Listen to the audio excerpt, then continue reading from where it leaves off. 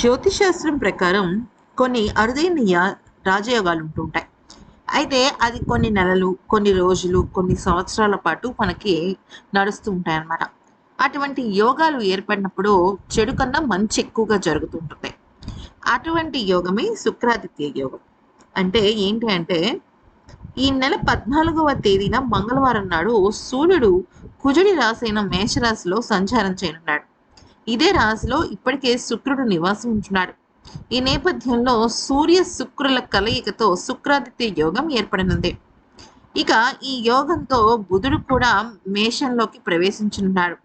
So Budhaditya యోగం కూడా ఏర్పడుతోంది. ఇవన్నీ కూడా శుభయోగాలు అనమాట. దీనివల్ల ఎవ్వరికి ఎటువంటి చెడు జరగదు, అన్నీ మంచిగా జరుగుతాయి. ముఖ్యంగా పదవీ యోగం, ప్రమోషన్లు, ఉద్యోగం రావటం, ఉద్యోగంలో ఇంకా చెప్పాలి అంటే గొప్ప గొప్ప లాభాలు రావడం, బిజినెస్లో ఊహించని కాంట్రాక్టులు రావడం, ఇవన్నీ కూడా ఈ యోగంలో చాలా ముఖ్యమైన విషయాలు. అయితే ఈ శుభయోగాల ప్రభావంతో మిథున, కర్కాటక సహా 5 రాసుల వారికి విశేషమైన ప్రయోజనాలు కలిగే అవకాశం కనిపిస్తుంది. సూర్యుడి అనుగ్రహంతో ఆత్మవిశ్వాసం పెరగడమే కాకుండా శుక్రాదిత్య యోగం వల్ల ఏ ఏ రాశులకు ఎటువంటి యోగం లభిస్తుందో ఒక్కసారి తెలుసుకుందాం. సూర్యుడు శుక్రుడి కలయికతో ఏర్పడిపోయే శుక్రాదిత్య యోగం వేళ ఆదాయ వనరులు పెరుగుతాయి. అయితే గతంలో పెట్టిన పెట్టుబడులు ఊహించని లాభాలు పొందుతారు. కెరియర్ పరంగా, వ్యాపార పరంగా అద్భుతమైన లాభాలు, ప్రేమ, వైవాహిక జీవితంలో సంతోషం, ఆరోగ్యపరమైన మెరుగైన ఫలితాలు. మొదటిది మేషరాశి.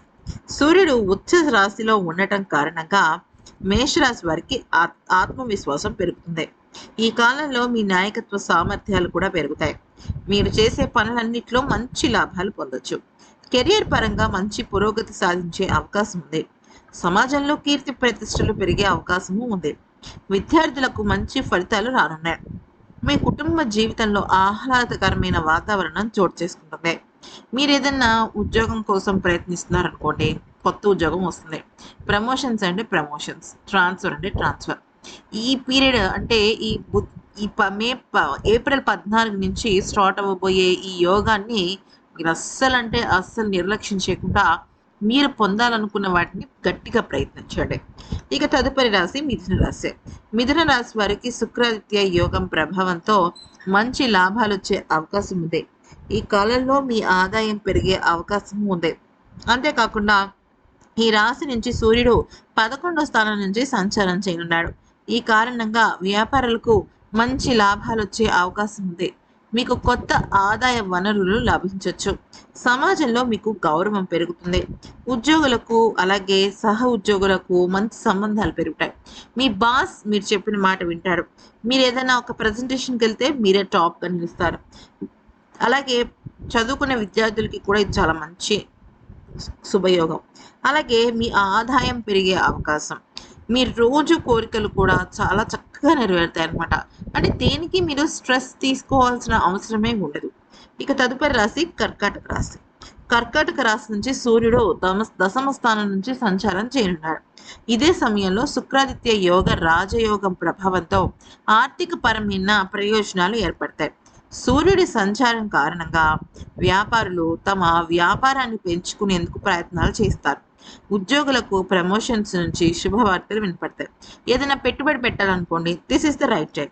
అలాగే కొత్త వాహనం కొనే అవకాశాలు కూడా ఉన్నాయి. నిరుద్యోగులకు ఉద్యోగం గురించి శుభవార్తలు వినిపించవచ్చు. ఇక మకర రాశి నుంచి సూర్యుడు 4వ స్థానం నుంచి సంచారం చేయనున్నాడు. ఇదే సమయంలో శుక్రాదిత్య యోగ ప్రభావంతో సానుకూలమైన ఫలితాలు రాబోతున్నాయి.